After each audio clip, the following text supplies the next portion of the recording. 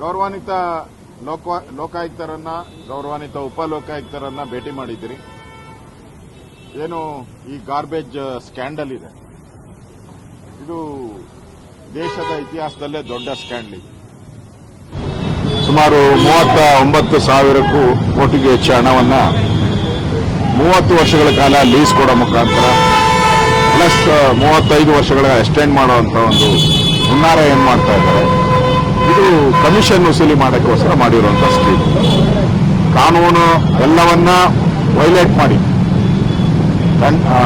ಈ ಟೆಂಡರ್ ಏನು ಪ್ರೊಸೀಜರ್ ಇದೆ ಆ ಪ್ರೊಸೀಜರ್ನೆಲ್ಲ ವೈಲೇಟ್ ಮಾಡಿದ್ದಾರೆ ಮತ್ತು ಅವ್ರಿಗೆ ಕಾಂಟ್ರಾಕ್ಟರ್ಗೆ ಹೆಲ್ಪ್ ಆಗೋ ರೀತಿ ಹೆಚ್ಚಿನ ಹಣವನ್ನ ಕೊಡ್ತಾ ಇದ್ದಾರೆ ಅವ್ರಿಗೆ. ಇದರ ಹೊರೆ ಬೆಂಗಳೂರು ಮಹಾನಗರದ ಸಾರ್ವಜನಿಕರ ಮೇಲೆ ಹೊರೆ ಆಗ್ತಾ ಇದೆ. ಸೊ ಇದೊಂದು ದೊಡ್ಡ ಸ್ಕ್ಯಾಂಡಲ್. ಇದನ್ನ ಕಿಕ್ ಬ್ಯಾಕು ಇದೆ.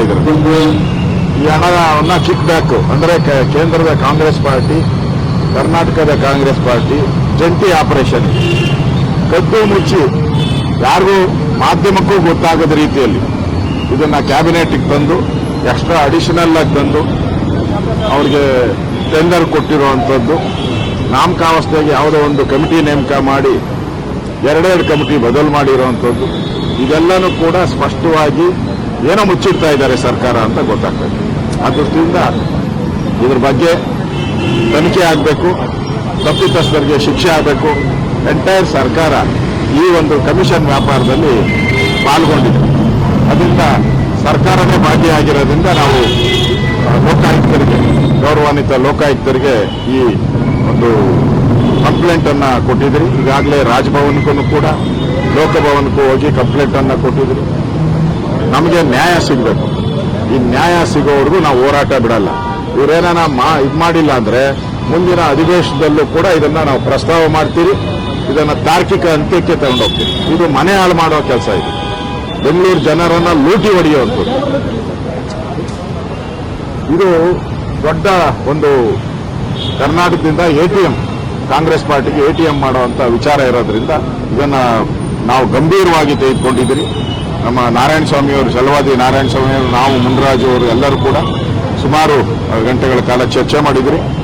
ಮಾನ್ಯ ಗೌರವಾನ್ವಿತ ಲೋಕಾಯುಕ್ತರ ಹತ್ರ ಮತ್ತು ಉಪಲೋಕಾಯುಕ್ತರ ಹತ್ರ ಇವತ್ತು ತಾರ್ಕಿಕ ಅಂತ್ಯಕ್ಕೆ ತಗೊಂಡೋಗೋವರೆಗೂ ನಾವು ಈ ವಿಚಾರವನ್ನ ಬಿಡಲ್ಲ. ಬೆಂಗಳೂರು ಜನರ ಸುಲಿಗೆ ಮಾಡುವಂತ ಈ ಕಾಂಗ್ರೆಸ್, ಭ್ರಷ್ಟ ಕಾಂಗ್ರೆಸ್ನ ಬಣ್ಣವನ್ನ ಬಯಲು ಮಾಡೋವರೆಗೂ ನಾವು ಬಿಡಲ್ಲ. ಲೋಕಾಯುಕ್ತರು ಇಮಿಡಿಯೇಟ್ ಆಗಿ ಇದ್ರ ಮೇಲೆ ಕ್ರಮ ತೆಗೆದುಕೊಳ್ತೀನಿ ಅಂತ ಹೇಳಿದ್ದಾರೆ. ಈಗಾಗಲೇ ಗಾರ್ಬೇಜ್ಗೆ ಸಂಬಂಧಪಟ್ಟಂತೆ ಒಂದು ಸಭೆನೂ ಕೂಡ ಮಾಡ್ತಾ ಇದ್ರು. ಇವತ್ತೆಲ್ಲ ಬಂದಿದ್ರು ಗಾರ್ಬೇಜ್ಗೆ ಸಂಬಂಧಪಟ್ಟಂತೆ. ಕೂಡಲೇ ಇದ್ರ ಬಗ್ಗೆ ನಾವು ಗಮನ ಹರಿಸ್ತೀವಿ. ಮತ್ತೆ ಇದ್ರ ಮೇಲೆ ಕ್ರಮ, ಯಾರು ತಪ್ಪಿತಸ್ಥರಾಗಿದ್ದಾರೆ ಅವ್ರ ಮೇಲೆ ಕ್ರಮ ತೆಗೆದುಕೊಳ್ತೀರಿ ಅಂತ ಹೇಳಿದ್ದಾರೆ. ಹೌದು, ಅಲ್ಲ, ಅವರೇ ಇದಕ್ಕೆ ಸೈನ್ ಹಾಕಿರೋದು.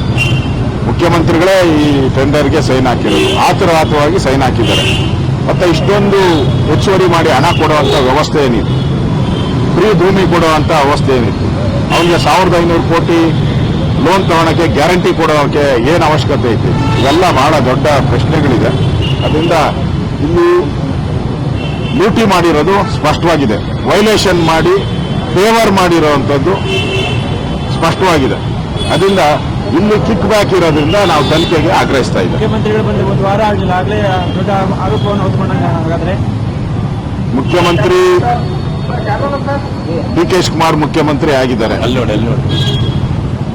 ಆದ್ರೆ ಅವ್ರು ಬಂದ ಮೇಲೆ ಇದೊಂದು ದೊಡ್ಡ ಭ್ರಷ್ಟಾಚಾರದ ಹಗರಣ ಬಯಲಿಗೆ ಬರ್ತಾ ಇದೆ. ಮುಖ್ಯಮಂತ್ರಿ ಆಗಿದ್ದು ಒಂದು ವಾರದಲ್ಲೇ ಇದು ದೊಡ್ಡ ಭ್ರಷ್ಟಾಚಾರದ ಹಗರಣ ಬಯಲಿಗೆ ಬರ್ತಾ ಇರೋದು ನಿಜಕ್ಕೂ ಈ ಸರ್ಕಾರಕ್ಕೆ ಕಪಾಳ ಮೋಕ್ಷ ಆದ. ಸರ್, ಇದರ ಜೊತೆ ಗ್ಯಾರಂಟಿ ಪರಿಷ್ಕರಣೆ ಮಾಡ್ತಾ ಇದ್ದಾರೆ ಸರ್.